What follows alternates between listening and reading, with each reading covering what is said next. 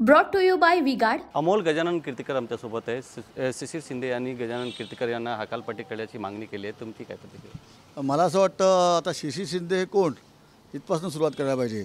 पहिलं शिवसेना, नंतर मनसे, त्यानंतर परत शिवसेना आणि आता शिंदे सेना, असे वैचारिक विचार सातत्याने बदलणाऱ्या माणसाकडनं जेव्हा आरोप असतील तर त्या आरोपाला किती महत्त्व द्यायचं, किती त्याच्यावरती चर्चा करायची, हा एक मोठा विषय आहे। आणि मला डायरेक्टली असं बोलायचं आहे, काहीतरी मिळवायचं असतं ना त्यावेळेला एखादा माणूस आरोप करतो, कदाचित येणारी राज्यपाल नियुक्त विधान परिषद किंवा येणारी जी काय पदवीधरची मुंबईची विधान परिषद आहे ती मिळवण्याकरता तर हे बोलत नाहीत ना, कारण शेवटी लाईमलाईटमध्ये राहायचं असेल तर कोणावरती आरोप करावा लागतो। ह्यांच्याकडे कन्स्ट्रक्टिव्ह कामं नाहीत सांगण्यासारकी, त्यामुळे आरोप करून हे लाईमलाईटमध्ये राहण्याचा प्रयत्न करतात आणि ते सुद्धा काही मिळवण्याकरता करतात, असा माझा स्पष्ट आरोप आहे। भाइयों बहनों, उनके राज में पावर रहे अनस्टेबल और हम रखे सब स्मूथ और स्टेबल।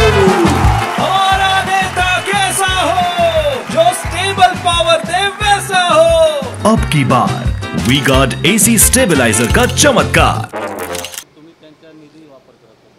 बघा कसं आहे, गजानन कीर्तिकर कालच खासदार नाही झाले, गेले 10 वर्ष खासदार आहेत आणि 10 वर्षांपैकी 9 वर्ष जे शिवसेना या प्रमुख पक्षाबरोबरच ते होते।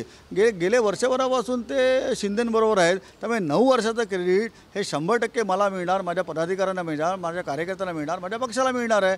आणि त्याला असं वाटतं की जर का नवीन त्यांनी पक्षबदल केल्यानंतर जर का त्या वर्षभरात त्यांनी जी काय कामं केली ती कामांपर्यंत आणि त्या कामाच्या मतांपर्यंत जर का त्यांचा पक्ष, त्यांचे पदाधिकारी जर का पोचू शकले नसेल तो त्यांचा प्रश्न आहे। तुम्ही एकत्र बसतात, एकाच ऑफिसमध्ये बसतात, तसा प्रकारचं पण होय, ऑफिस आमचं वैयक्तिक ऑफिस आहे, त्याच्यामध्ये 2 केबिन पहिल्यापासून आहेत। एका ठिकाणी गजानन कीर्तिकर बसतात, एका ठिकाणी अमोल कीर्तिकर बसतो। त्यांनी हे कंटिन्यू केलं, त्याच्यामधलं जवळजवळ 80% वेळ मी गोरेगाव बेसचं देसाई साहेबांचं आमचं मध्यवर्ती शाखाची कार्यालय आहे SV रोडचं, तिथेच बसायचो। आता गेले अनेक वर्ष या ठिकाणी येणारे जे लोक आहेत ज्यांना सोयीस्कर व्हायचं त्यांना मी या केबिनला भेटायचो। उनका बैकअप सिर्फ कल तक और हमारा चांद तक। हमारा नेता कैसा हो जो नॉन स्टॉप बैकअप दे वैसा हो। अब की बार वी गार्ड इन्वर्टर बैटरी का चमत्कार। बाकीच्या 80% लोकांना मी पलीकडेच भेटायचो, त्यामुळे ते फक्त चर्चा करण्यापुरतंच आहे, ह्याच्यामध्ये काही ठाम असं काही नाही आहे। 4 तारखेला निकाल येणार आहेत, गजानन कीर्तिकर या नावाचा फायदा होणार आहेत का? 100% अमोल गजानन कीर्तिकर ह्याच नावाने मी उभा होतो।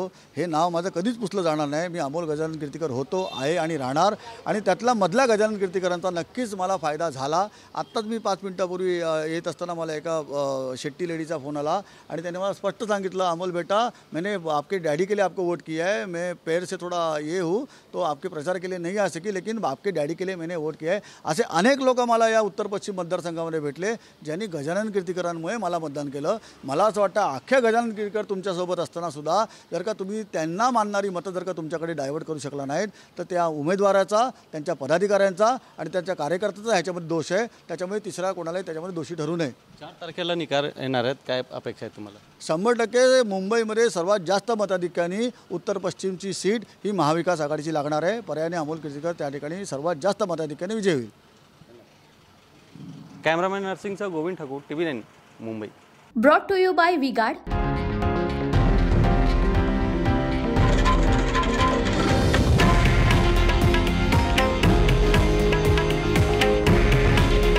हे आहे देशातील नंबर 1 न्यूज नेटवर्क आणि आपण पाहत आहात TV9 मराठी। काळजी तुमची, हित महाराष्ट्राचं।